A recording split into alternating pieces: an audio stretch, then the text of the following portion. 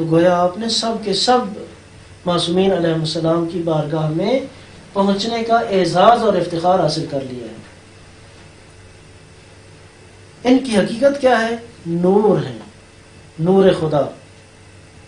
تو ظاہر ہے کہ جب نور ہے تو کیا مطلب کہ ایک شخص ظلمت میں، اندھیرے میں، تاریکی میں گرفتار ہے، پریشان حال ہے، تو اس کو کس چیز کی ضرورت ہے؟ روشنی کی ضرورت ہے، نور کی ضرورت ہے۔ یہ ہستیاں نور ہیں۔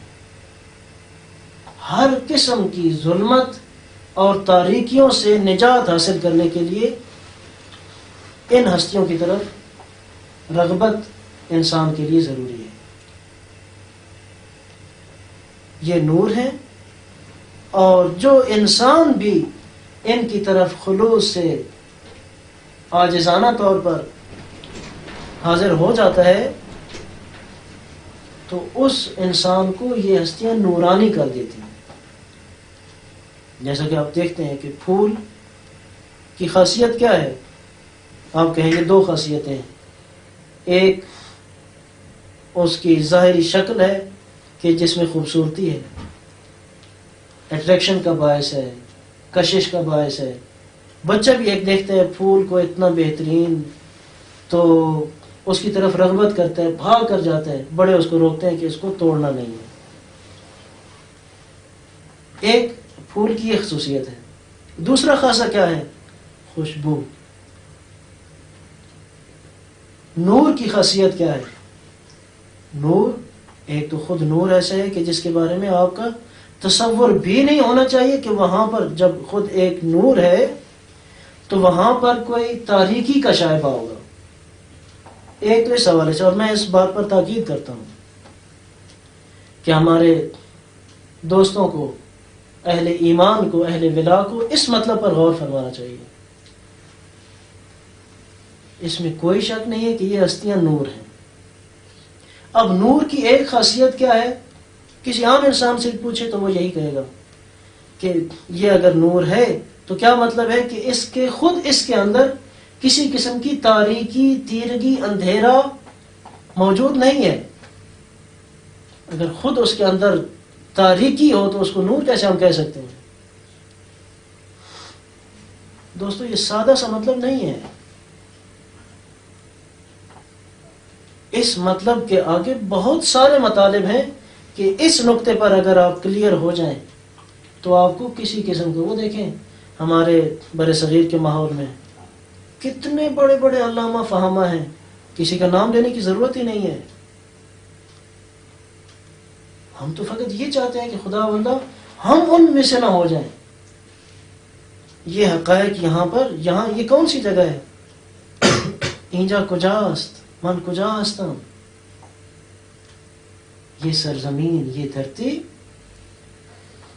ایک ایسے نور خدا کی سرزمین ہے کہ جس کو تمام علماء کے درمیان، علماء کون ہیں؟ جن کو قرآن علماء کہتے ہیں، وہ کون ہیں؟ کہ علماء ہی ہیں کہ جو خشیت خدا رکھتے ہیں، خوف خدا رکھتے ہیں،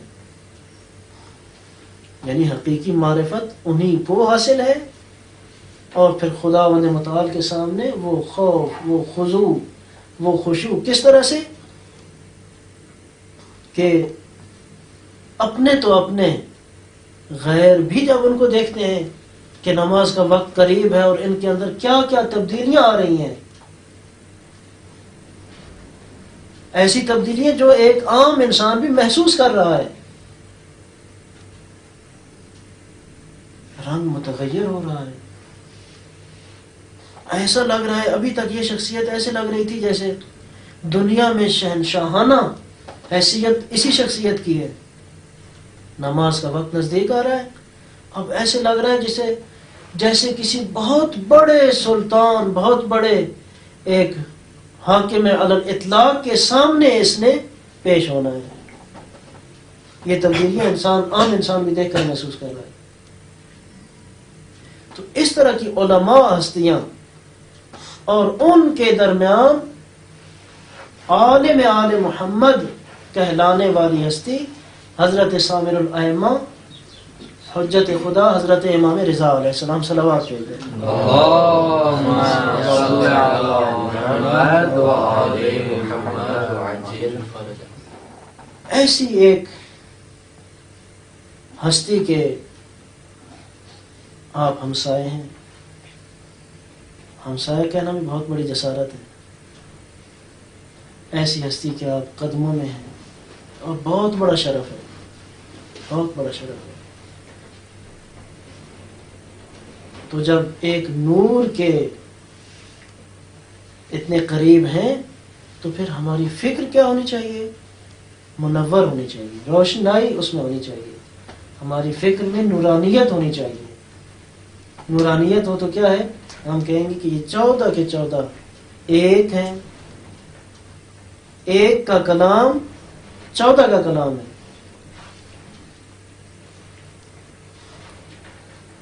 ایک کی بات ماننا 14 کے 14 کی بات ماننا ہے، اور دوسری طرف بھی اسی طرح سے ہے۔ خدا نخواستہ ایک کو ٹھکرا دیا، کیا مطلب؟ 14 کے 14 کو ٹھکرا دیا۔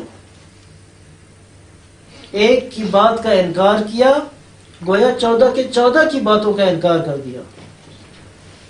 اسی وجہ سے ہے نا کہ آپ کہتے ہیں کہ ماہ مبارک میں واجب روزے، اور اس دوران اگر جان بوجھ کر کوئی انسان کسی معصوم علیہ السلام کے بارے میں ایسی بات کرتا ہے کہ جو اس معصوم نے نہیں فرمائی ہے، غلط نسبت دیتا ہے،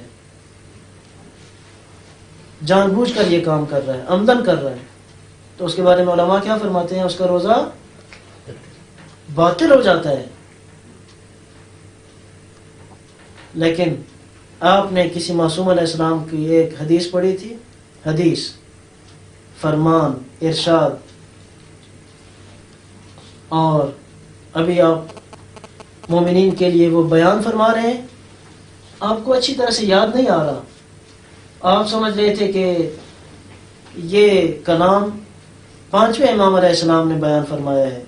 جب تقریر کے بعد آتے ہیں، کتاب کھولتے ہیں، سامنے نظر آتا ہے کہ یہ حدیث جو ابھی میں کوٹ کر کے آیا ہوں، میں سمجھ رہا تھا کہ یہ 5ویں امام علیہ السلام کی حدیث ہے، جبکہ یہ تو مثلا 10ویں امام علیہ السلام کی حدیث تھی۔ تو میں نے ایک نسبت جو ہے وہ مثلا بے جا سی نسبت دے دی ہے، فرمان کسی اور امام کا تھا، میں نے کسی اور امام کی طرف اس کی نسبت دے دی ہے۔ تو علماء کیا فرماتے ہیں؟ روزے کی عادت میں تھے، واجب روزہ تھا، علماء فرماتے ہیں کہ آپ کے روزے کو کوئی خطرہ نہیں ہے، بالکل ٹھیک ہے روزہ۔ کیوں؟ وہی کلام جو 5ویں کا تھا وہی 10ویں کا بھی ہے، جو 10ویں کا کلام ہے وہی 5ویں کا بھی ہے۔ ان سب کا تغذیہ، ان سب کی باتیں جو حدیث کی شکل میں ہمارے سامنے آ رہی ہیں، اس کا منبع اور ماخذ ایک ہے، اس ذات پروردگار سے، لا یزال سے، اس نور یکتا سے ان انوار نے سب کچھ حاصل کیا ہے، اور جو کچھ بھی بیان فرما رہے ہیں نورانیت سے بھرپور ہے۔ یہاں پر اگر آپ ایک کے کلام کی نسبت دوسرے کی طرف دے دیتے ہیں تو اشکال ہی ندارت اور عیب ہی ندارت، اس میں کوئی مشکل نہیں ہے، آپ کا روزہ ٹھیک ہے۔ یہیں پر آپ دیکھ لیں، ہماری اصل گفتگو انشاءاللہ بعد کی نشستوں میں تمام معصومین علیہ السلام بالاخص ہمارے زمانے کے شہنشاہ کی دی ہوئی توفیقات سے انشاءاللہ اسی شہنشاہ کے بارے میں رہے گی۔ اب یہ مقدماتی بات ہم یہیں تک پہنچاتے ہیں کہ یہاں پر ایک نقطہ ہم ایسا حاصل کر لیں کہ جو ہماری بعد میں مباحث اور گفتگو کے سلسلے میں بھی ہمارے لیے ممد و معاون ثابت ہوگی، اور ہمارے عقائد کے استحکام کا باعث یہ نقطہ ثابت ہوگا۔ وہ کیا ہے؟ اور یہ نقطہ اگر ہم نے ابھی سے مستحکم کر لیا، ابھی سے ہماری فکر، عقیدہ، اعتقاد اس چیز پر آ گیا، بات کیا تھی؟ سادہ سے تھی، ہر چیز کی کوئی نہ کوئی خصوصیت ہوتی ہے، پھول کی یہ خصوصیتیں تھیں، اور یہ ہستیاں کون ہیں؟ یہ اسماء حسنہ کون ہے؟ نور ہے. جو سہارا، جو وسیلہ ہم نے اختیار کرنا ہے، یہ کوئی ایک عام سا وسیلہ نہیں ہے، کوئی خاکی وسیلہ نہیں ہے، کوئی مادی وسیلہ نہیں ہے، کوئی غیر مستحکم وسیلہ نہیں ہے، بلکہ خداوند متعال کا خود مقرر کیا ہوا معصوم وسیلہ ہے، بے خطا بے عیب وسیلہ ہے. اور اس کی ایک خصوصیت یہ ہے، چونکہ یہ نور ہے تو نور کی خصوصیت کیا ہے کہ اس کے اندر کسی قسم کی تاریکی موجود نہیں ہے. ظاہر میں یہ ایک سادہ سی بات ہے، آپ بڑے بڑے لوگوں سے بھی یہ بات کریں وہ کہیں گے ہاں یہ کون سی ایسی بات ہے. ایسا ہی ہے، ظاہر ہے جب ایک چیز کو آپ نور کہہ رہے ہیں تو اس میں تاریکی کہاں سے ہے. لیکن بعض اوقات انہی بڑے بڑے لوگوں میں سے بعض اس چیز کو محکم طور پر اپنے عقائد کا حصہ نہ بنا لینے کی وجہ سے اتنے بڑے بڑے اشتباہات اور لغزشوں کا شکار ہو کر رہ جاتے ہیں، اور معصومین علیہ السلام پر کیا سے کیا کہہ جاتے ہیں. تو جب یہ نور ہے تو اس کا کیا مطلب ہے؟ یہ جو ہم کہہ رہے ہیں نا اس میں کوئی تاریکی نہیں ہے. اس تاریکی کو تھوڑا سا کھولنے کی کوشش کریں. کیا مطلب ہے؟ ان کا قول جب بھی ہمارے سامنے آئے گا نورانیت سے بھرپور ہے، ان کا فعل جس شکل میں بھی سامنے آئے گا نورانیت سے بھرپور ہے. ہم خاکی مادی مادیات پرست مادیات کی فضا میں گھرے ہوئے انسان، اگر کبھی توفیق ہو جاتی ہے کسی معصوم علیہ السلام کے بارے میں بولنے کی تو ان کے بارے میں بہتر سے بہتر انداز میں گفتگو کرنے کی کوشش کریں. اگر نہیں کر سکتے تو اصلا گفتگو ہی نہیں کریں.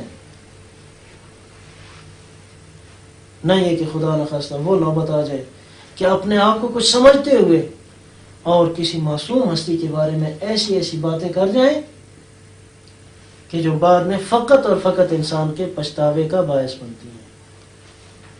جب یہ نور ہے تو بس نور ہے، ان کی حرکات و سکنات نور ہیں. دیکھیں نا مثلا ایک ظرف کے اندر اگر آپ دودھ ڈالتے ہیں تو کیا آپ کی توقع ہے کہ جب بھی اس ظرف کو ڈالیں گے تو اس سے دودھ کے علاوہ کوئی اور چیز باہر آئے گی؟ غیر معقول بات ہے. جب یہ ہستیاں نور ہیں تو کیا